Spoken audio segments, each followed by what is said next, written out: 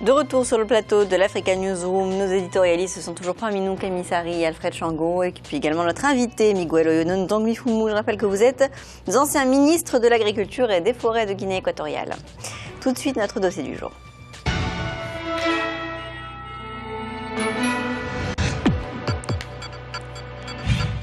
Dans les années 90, le secteur agricole représentait 40% des exportations de la Guinée équatoriale. Ces dernières années, ce chiffre s'est rétréci. Il n'atteint plus qu'1% en cause le boom de la production pétrolière. Sur l'île de Bioko où était cultivé le cacao. Aujourd'hui, les exploitations ont été abandonnées. Reportage de notre correspondant en Guinée équatoriale, Serge Kofi.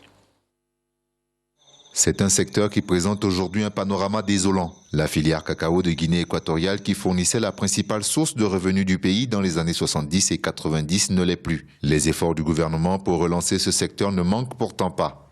Depuis plus de 20 ans d'exploitation et d'exportation du pétrole en Guinée équatoriale, les immenses fermes sur l'île de Bioko où se trouve Malabo, la capitale du pays, sont à l'abandon. Cette large zone aujourd'hui urbanisée était un vaste champ de cacao. L'agriculture équato-guinéenne est devenue la victime expiatoire de l'industrie pétrolière. Pour redresser la situation, il a été créé en 1998 l'Institut de promotion agricole de Guinée équatoriale. Objectif : encadrer les agriculteurs du secteur et leur donner un accès au marché. Il y a une assistance appelée assistance de supervision. Les superviseurs d'impage se chargent d'évaluer les fermes des agriculteurs à leur demande. Nous allons ensuite sur le terrain pour évaluer les exploitations selon la superficie de la ferme.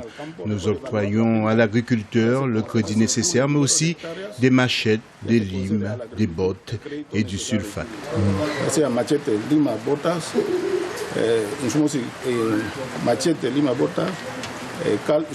Un appui aux agriculteurs pour favoriser l'accroissement de la production. Voici la solution d'Impage. Une solution jugée dérisoire car ne correspondant pas aux besoins réels des agriculteurs. Pas de crédit agricole. Conséquence, près de 15 ans après la création de cette institution, la production cacaoyère peine à passer la barre de 600 tonnes par an. C'est l'almacén de Impage. Aquí tenemos el depósito de almacenaje de todo el cacao. Ici, c'est l'entrepôt d'Impage. Nous entreposons le cacao et la production que vous voyez ici est prête à embarquer. En une année, nous produisons 600 tonnes de cacao et nos clients se trouvent en Europe, en Espagne, en Allemagne et en Angleterre. Selon la Chambre de commerce de Malabo, la production de cacao en volume durant la campagne agricole 2012-2013 est en net repli de 46,9% et d'une baisse en valeur de 56,9%. Cette tendance n'a fait que s'accentuer ces dernières années en raison du fulgurant boom pétrolier que connaît le pays. Pourtant, il y a une trentaine d'années, le cacao de l'île de Bioko était considéré comme l'un des meilleurs du continent avec sa variété, le melon doré, entièrement destiné à l'exportation. Ce produit constituait l'une des premières ressources du pays avec une production en 1969 de 36 000 tonnes. C'était l'une des premières richesses du pays avec le bois. Nous contrôlons la qualité et l'humidité du cacao.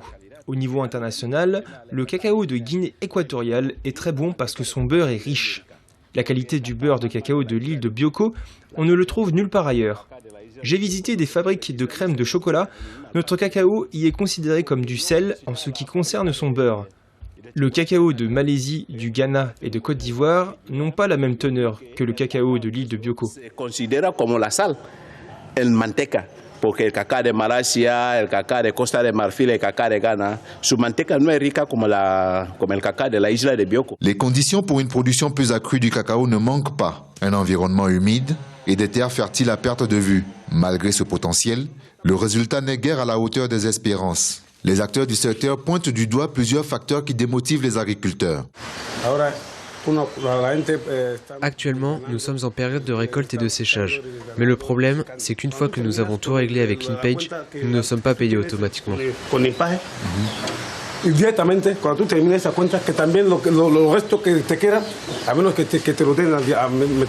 Selon la Chambre de commerce de Malabo, c'est plutôt la politique agricole de ce secteur qui est devenue obsolète. Ce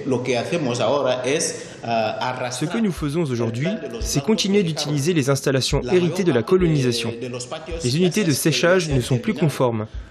Ces unités que nous utilisons encore aujourd'hui sont de vieux systèmes conçus à l'époque coloniale et dirigés par d'anciens colons. Ce sont ces systèmes que nous utilisons encore aujourd'hui. Pour les agriculteurs, la priorité accordée par le gouvernement aux ressources pétrolières est la vraie cause de cet abandon. Une explication que rejette le ministre de l'Agriculture. Pour Alfred Mitogo, c'est de la formation dont ont besoin les agriculteurs de la Guinée équatoriale. Concernant la main-d'œuvre dans ce secteur, il faut des personnes formées et des gens qualifiés. Nous recrutons la main-d'œuvre partout. Nous les formons comment planter du manioc, l'igname ou l'ananas. La question de la relance du secteur cacao refait surface en Guinée équatoriale à travers le plan Horizon 2020. Le plan de développement économique et social SOP de la politique du président Obiangema Bazogo, le gouvernement du pays souhaite diversifier les sources de revenus par l'agriculture. Pour certains, la marche est lente au regard des besoins considérables. Les agriculteurs, quant à eux, demandent un nouveau plan d'action de production de cacao et la réhabilitation des fermes abandonnées. Deux conditions indispensables pour permettre à ce pays d'Afrique centrale de poursuivre la diversification de ses ressources naturelles et d'accélérer son développement durable. Alors Miguel Oyoun, donc Mifumu, la Guinée équatoriale, souhaite développer le secteur agricole, mais comme on l'a vu dans le reportage, le gouvernement connaît quelques difficultés à mettre en place une politique agricole véritablement efficace. On a pu entendre des agriculteurs. Comment est-ce que le gouvernement de la Guinée équatoriale compte doper ce secteur agricole? D'abord, je crois qu'il faut centrer les problèmes. Quand on parle de la situation de l'industrie cacaoyère en Guinée équatoriale, on oublie un élément essentiel. C'est qu'il y avait une surface de plantation de 45 000 hectares de cacaoyers en Guinée équatoriale. Parmi ces 45 000 hectares, il n'y avait que 3 000 hectares de citadins équato-guinéens, des nationaux, à cause d'une politique coloniale qui disait que les nationaux ne pouvaient pas avoir plus de 4 hectares de surface. Ce qui fait que quand vous voyez la production actuelle, c'est les plantations des petits exploitants équatoriens qui font des efforts et que le gouvernement appuie pour les donner des intrants agricoles, pour au moins maintenir la population rurale dans ses activités quotidiennes. Mais les grosses exploitations, c'est-à-dire, je vous ai donné un chiffre, 45 000 hectares, vous réduisez 3 000 hectares seulement pour les nationaux. 42 000 hectares, c'était des grosses plantations, des colons portugais et espagnols. Et la main-d'œuvre que ces gens-là utilisaient, c'était la main-d'œuvre nigérienne, sur la base d'un contrat entre le gouvernement espagnol et le gouvernement nigérien ou anglais dans le passé. Mais les conditions de travail de ces populations nigériennes dans ces exploitations, c'était humain. Ce n'était pas de travail des hommes de la civilisation. Ce qui fait que les deux gouvernements indépendants, ils ont cru que ce système d'exploitation de la main-d'œuvre nigérienne sous la base d'une structure d'esclavage, ça ne pouvait pas continuer. Ce qui fait que, avec les troubles politiques au temps de Macias, ces grands exploitants, ils ont abandonné les exploitations. Presque 90% de la production cacaoyère venait de ces exploitations. Donc aujourd'hui, c'est-à-dire qu'il n'y a plus de... les Équato-Guinéens n'ont pas repris en main ces exploitations qui ont été abandonnées. Les Équato-Guinéens, le gouvernement équato-guinéen a essayé de redistribuer ces surfaces aux différentes populations des environnants, et ceux qui venaient de la partie continentale, on les appelait les parcelles de cacao. On a fait cette politique de redistribution de ces terres abandonnées pour qu'ils puissent continuer à exploiter cette outil. Mais c'est vrai que effectivement, tous les efforts du gouvernement, ce n'est pas seulement le gouvernement, on a choisi la Banque mondiale, la Banque africaine de développement pour nous donner l'expertise et le financement nécessaires. Et aussi, ils ont échoué. Ils ont échoué parce que c'est un problème qu'on ne peut pas analyser simplement pour les efforts financiers. C'est une question de structure, de production qui a été mis en place au temps colonial, ça fonctionnait, mais qu'actuellement, ça ne peut pas Alors justement, tenir. comme on l'a entendu, la Chambre de commerce de Malabo considère qu'actuellement, la politique agricole qui est mise en place est obsolète. C'est ce que vous... Effectivement, nous devons repenser d'une autre manière. Nous ne voulons pas vivre de la nostalgie de ce qui était le cacao. Nous devons voir maintenant comme le cacao comme un produit après pétrole. Comme on peut parler de palmier à huile, de café. Donc nous voulons repenser, et nous sommes en train de repenser, on fait le recensement de toutes les exploitations qui sont encore valables pour pouvoir relancer la production, la rénovation des plantations, l'introduction de nouvelles variétés des plantes. C'est-à-dire c'est un travail d'ensemble que nous sommes en train de mener. Ce qui fait que le gouvernement équatorien fait un effort. Et donc, si j'ai bien compris dans le reportage, c'est que le cacao équato-guinéen est différent du reste des cacao qui est produit dans la sous-région et également en Afrique de l'Ouest. C'est-à-dire qu'il est mieux que le reste? Non, non. Le cacao, c'est le cacao. Le problème, c'est le processus de traitement. Comment on traite le cacao en Afrique de l'Ouest, comment on traite le cacao en Guinée équatoriale. C'est le système de fermentation et le système de séchage. Et les structures de séchage en Guinée équatoriale étaient différentes des structures de séchage dans d'autres pays, même dans les pays voisins. Les séchoirs qu'on a utilisés sont des séchoirs qui permettaient qu'on ait une distribution très régulière des chauffages sans qu'il y ait plus les noisissures et tous ces phénomènes qui peuvent affecter la qualité. Donc c'est le système de fermentation et le système de séchage qui faisait que ça soit un cacao spécial. Alors Alfred. Alors, moi, ce que je veux dire d'abord, c'est que ce qui est intéressant, c'est que les Équato-Guinéens, ils ont conscience justement des difficultés du secteur. Les uns et les autres ont pointé justement ce qui manque. Et en réalité, il y a trois choses. Il y a la question de la formation, 2, la question des infrastructures, et 3, la question du financement, justement. Ce qui fait effectivement que, ayant pris conscience de cela, mais tout le monde est vraiment d'accord sur le diagnostic. Hein. Maintenant, il s'agit par rapport à l'industrie cacaoyère, pas seulement en Guinée équatoriale, mais dans la région. Le Cameroun produit du cacao, il y a la Côte d'Ivoire, il y a la locomotive, le Nigeria, etc.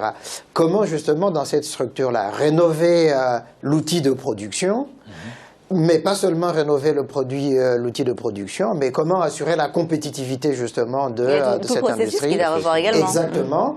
Pour que justement le secteur puisse repartir. Autrement dit, comment on peut réaffecter une partie des ressources du pétrole. C'est vrai que l'industrie du pétrole et du gaz a apporté beaucoup de ressources à la Guinée équatoriale, et la politique a été effectivement de modernisation de la Guinée équatoriale, etc.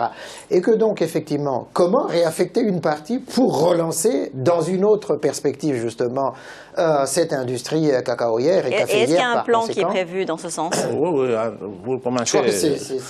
Actuellement, effectivement, le gouvernement subventionne le prix aux agriculteurs, subventionne les intrants. C'est-à-dire pour que, parce que vous savez que ce n'est pas nos pays qui dictent le prix au marché international. Donc le gouvernement, depuis des années, est en train de subventionner ce prix pour maintenir au moins les paysans dans leurs plantations. On subventionne les intrants. Le gouvernement importe tous les intrants nécessaires pour la production. Ce qui nous manque maintenant, c'est d'augmenter la surface de production. Donc c'est le volet que nous, l'élément essentiel que c'est dans notre politique de diversification agricole. Alors Camille, le secteur agricole a été délaissé de manière générale sur le continent ces dernières années, ce qui a ouvert tout de même un boulevard aux entreprises internationales qui ont donc acheté des concessions sur des terres agricoles sur le continent africain. Aujourd'hui, les États s'en sont quelque part rendus compte des conséquences tout de même sur la population et tentent de renverser la vapeur. Oui, mais Khadija, on l'a souligné plusieurs fois ici, c'est que dans beaucoup d'États africains, il faut être très vigilant dans les négociations avec les multinationales. Des fois, on pense que les multinationales, ils ont toujours raison parce qu'ils viennent avec des contrats ficelés, avec de la technologie. Et puis, il y a quelques retombées, mais on peut demander plus. Et dans le cas de la Guinée équatoriale, c'est déjà une excellente chose qui est cette prise de conscience de diversifier l'économie. Parce que c'est ce qu'on appelle le syndrome hollandais, c'est-à-dire dès qu'on a le gaz et le pétrole, on est content, on ne fait plus rien. L'Algérie, malheureusement, a connu ce syndrome et il continue à le connaître. Et moi, j'écris beaucoup sur la diversification, la nécessité de la diversification de l'industrie. Au moins, il y a cette conscience, mais je pense que dans le cas de la Guinée équatoriale, il faut peut-être, et vous l'avez dit tout à l'heure, et ça a été dit dans le reportage, jouer sur la qualité, c'est-à-dire que de faire des produits de qualité et la formation. Ça, s'il n'y a pas de... les jeunes, vous savez, ça c'est le problème de toute l'Afrique. Les jeunes, s'ils ne sont pas formés, il faut qu'un jeune, qu'il ait le sentiment qu'il est vraiment un technicien supérieur, que ce n'est pas un simple paysan, mais un technicien supérieur. L'avenir, ce sont ces jeunes. Donc il peut apporter de la valeur ajoutée. D'apporter la valeur, et puis réfléchir aussi à la transformation. Et là aussi, il ne faut pas... Il y a certains qui disent on produit le chocolat. Je dis non, moi j'ai consommé du chocolat dans les pays de l'Est, il est infect, il n'est pas bon. Ben oui, parce que il faut, et là il faut être modeste, il faut alors justement, dire... Camille, vous avez abordé la question de la transformation du cacao sur place, en fait, parce que l'État équato-guinéen, quelque part, perd énormément de fonds en produisant uniquement le cacao sans le transformer sur place, ce qui pourrait être justement engranger en tout cas des emplois, améliorer le taux de chômage. Oui, effectivement, c'est dans le cadre de la relance de ce secteur, on prévoit effectivement la transformation de ces produits de cacao, pas seulement de cacao, de café, et pour qu'on puisse avoir ce qu'on a appelé la valeur ajoutée. Et ça permet aussi au moins pour qu'on maintienne cette activité qui est rémunérative du paysan équatorien. Mais toujours est-il que c'est le moment de demander aussi pourquoi on continue à produire ce qu'on ne consomme pas nous-mêmes en Afrique. Donc c'est pourquoi le gouvernement équatorien voit plus loin, voit dans l'agroalimentaire d'une manière générale. Donc le café fait un composant de cette politique générale que nous voulons mettre en place. Alfred. Juste ajouter simplement ceci, que là, vous soulevez une question qui est très importante, très intéressante, dans la mesure où Radija, la plupart justement de ces cultures-là, cacao, café, caoutchouc, etc., c'était des cultures liées à la politique coloniale et aux industries et aux colonisateurs.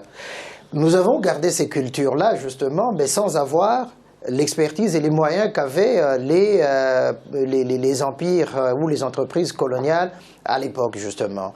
Ce qui fait effectivement qu'aujourd'hui, il faut effectivement réfléchir à la manière dont on peut à la fois rénover l'industrie, mais mettre en place l'industrie de transformation pour les besoins locaux, parce qu'on a besoin aussi finalement de ce cacao, il est très bon, pourquoi toujours à l'exportation? On peut créer un marché national, hein, justement. Ça engrange des devises pour l'exporter, voilà. Bien sûr, mais il y a le pétrole et puis le gaz. Juste un mot pour abonder dans votre sens, c'est qu'en Afrique, on n'a pas cette notion d'agro-industrie. Parce que maintenant, regardez en France, c'est 2% de la population qui produisent pour les besoins des Français, mais aussi pour l'exportation. Voilà. Et nous devons industrialiser notre agriculture parce que nous avons été victimes de cette politique de néocoloniale ou coloniale. Voilà. Maintenant, ces pays sont indépendants, il faut qu'ils se prennent en charge. Et puis moi, je plaide toujours pour l'intégration régionale, parce que si on fait une usine en Guinée équatoriale, je crois que la Guinée équatoriale a les moyens de le faire, elle peut le faire avec les États qui sont voisins, y compris pour absorber certaines productions. Et puis pourquoi ne pas produire aussi pour toute la sous-région? Donc mais il faut vraiment qu'il y ait un marché intégré, régional important. Ce qu'il faudrait également savoir, c'est quelle culture va la Guinée équatoriale donner la priorité? À quelle culture? Quelle culture? Filière cacao, café, igname, comme on a entendu, ananas. Le manioc, l'igname, tous les produits vivriers qu'il faut pour tout ce qui est alimentation. C'est-à-dire il y a une théorie sur la sécurité alimentaire, sur l'autosuffisance alimentaire, que tout le monde en parle, mais nous ne voulons pas que ça soit un simple slogan de politique agricole des organismes internationaux. Depuis le plan d'action de Lagos, on a parlé d'autosuffisance alimentaire en Afrique. Il faut voir vraiment dans quel contexte cette autosuffisance doit se faire. Donc on doit, ce qu'il a dit mon collègue, c'est la formation, la transformation de cette agriculture traditionnelle. Parce que de toutes les façons, la technique que nos parents utilisent pour la culture, c'est une technique, mais c'est une technique à eux. Mais il faut uniquement transformer et rénover, innover cette technique pour aller dans le cadre de la productivité. Au lieu de faire une agriculture itinérante qui sort d'un autre lieu. Donc en Guinée équatoriale, nous sommes en train de créer des modèles de villages agricoles, sans déplacer les paysans. On les retient dans leurs plantations, mais on a défriché, étant une zone tropicale, on a défriché des terrains qu'on les distribue, on les donne les engrais pour qu'ils puissent faire la culture là-bas, en apprenant aussi des techniques de culture qu'après ils vont appliquer dans les petites exploitations. Donc c'est un plan qui est déjà en cours, en termes opérationnels, et ça a diminué un peu les importations que nous faisions des pays voisins sur les cultures vivrières.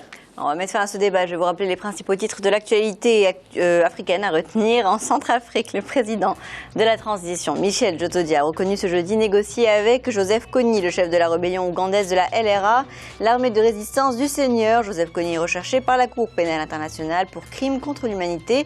Un mandat d'arrêt international a été émis à son encontre. Et au Mozambique, au lendemain de la tenue des élections municipales, les électeurs craignent que le verdict des urnes ne rompe le calme précaire qui régnait dans le pays depuis ces derniers jours. Ce scrutin est un test pour le Frélimo, le parti majoritaire avant la tenue des élections générales en octobre 2014. Nous allons marquer une courte pause dans l'African Newsroom à suivre direction le Cameroun où le taux de bancarisation s'est nettement amélioré. Restez avec nous.